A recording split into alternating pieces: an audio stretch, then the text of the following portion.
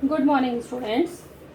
आपका ये चैप्टर चल रहा है चैप्टर 10 साधारण भिन्न और साधारण भिन्न के प्रकार और तुलना। इसमें हम एक्सरसाइज 10.2 तक हम कर चुके हैं और आज हम 10.3 करेंगे। इसमें क्या है, प्रश्न 10.3 में फर्स्ट क्वेश्चन क्या है, निम्नलिखित भिन्नों के तुल्य कोई चार भिन्न लिखिए।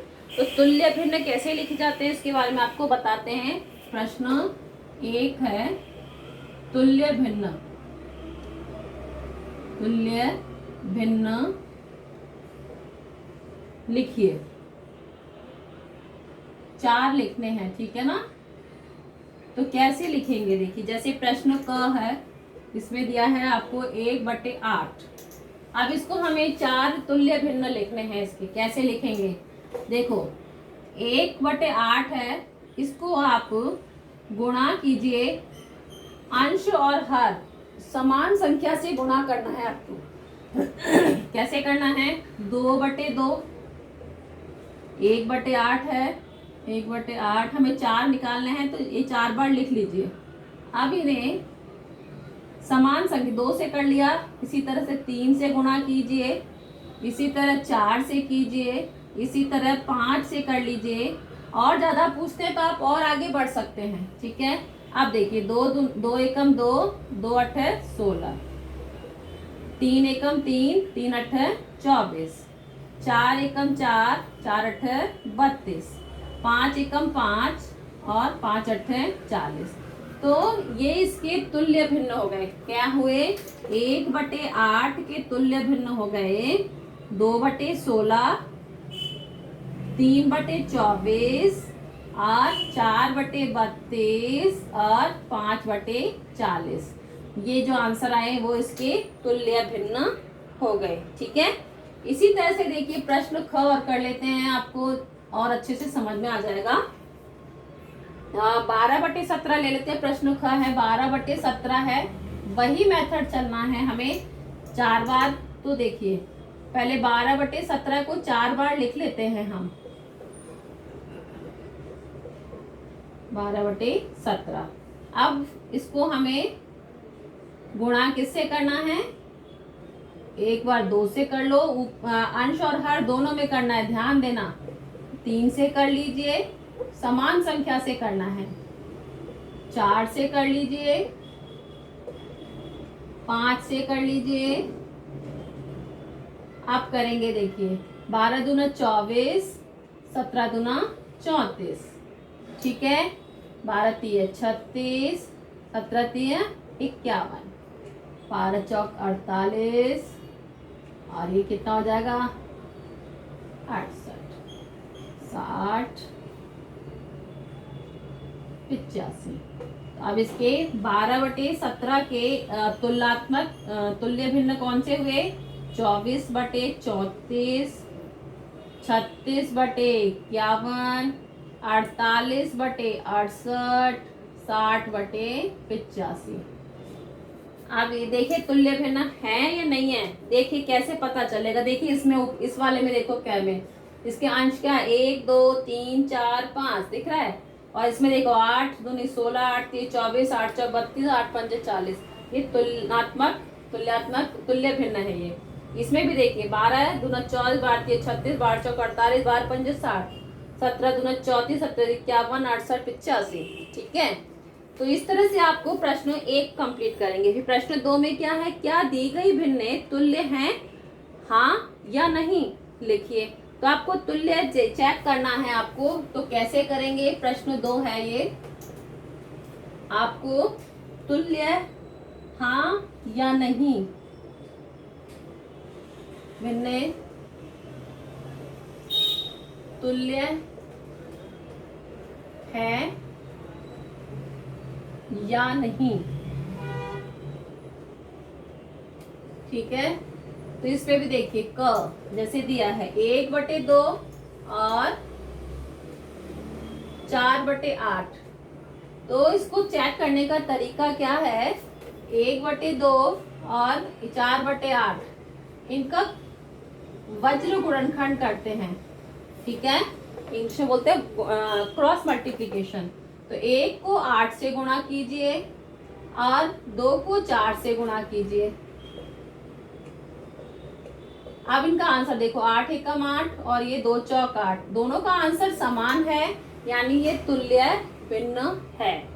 ठीक है, अगर इनका आंसर समान नहीं होता तो ये तुल्य भिन्न है।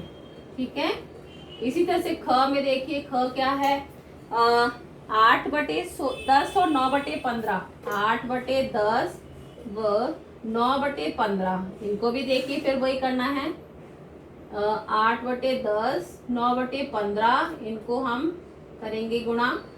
8 को 15 से गुणा कीजिए और 10 को 9 से, 15×8 120 और ये 10×9 90। अब देखिए दोनों बराबर नहीं है, यानी ये तुल्य भिन्न नहीं है, तुल्य भिन्न नहीं है। आया समझ में? फिर है प्रश्न 3। प्रश्न 3 में क्या है, सरल कीजिए। क्या है, सरल कीजिए। तो इसको कैसे करना है देखिए,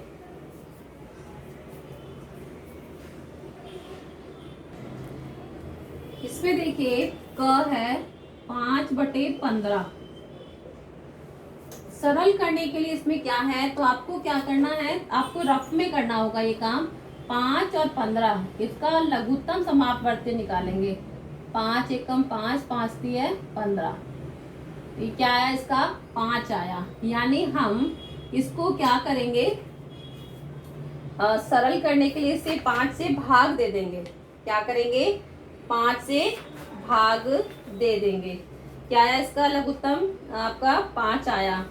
अब इसमें अंश और हर में क्या है अपना, 5 और 15 है, तो हम 5 और 15 को भाग देंगे अंश और हर दोनों में, ध्यान देना 5 से, यानी क्या आएगा, 5 एकम 5 और 5 तिय 15।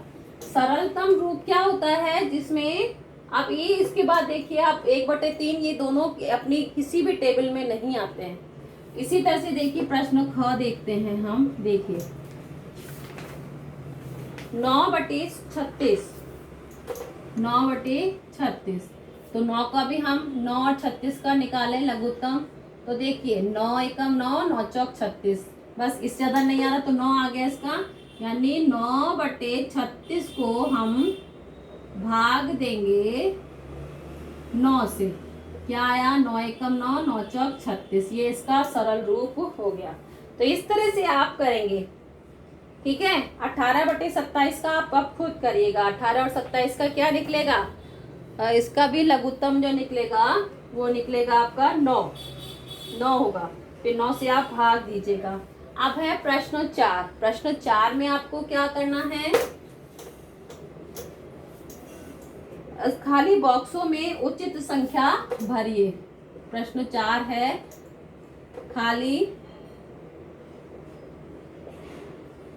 स्थान भरिए, मैं ये लिख रही हूँ। ठीक है, इसमें क्या करना है आपको, प्रश्न क है 3/15, 9/15, 18, इनके आपको हर ज्ञात करने हैं। तो हर ज्ञात करने के लिए क्या करेंगे, देखिए ऊपर की संख्या आपको अंश तो दिया हुआ है ना, तो अंश से चेक कर लो। 3 की टेबल में 9 कहाँ आ रहा है, 3 तिय 9, यानी 15 में भी हम क्या करेंगे, यानी 3 को 3 से गुणा किया तो 9 आया ना, तो 15 में भी 3 को गुणा कर दीजिए। ये मतलब क्या हुआ, देखिए 3 से गुणा करेंगे तो क्या आया, 3 तिय 9 और 45, तो यहाँ पे क्या आएगा 45। इसी तरह से अब इसका देख लीजिए, 3 से ही देख लीजिए, 3 को भाग दिया हमने 15 से, तो क्या आया 3 पंजे 15, यानी 3/15 को हम गुणा करेंगे किससे, 5 से। क्या आया, 5 तिय 15 और 15 5 75, यानी यहाँ पे क्या आएगा 75 आएगा।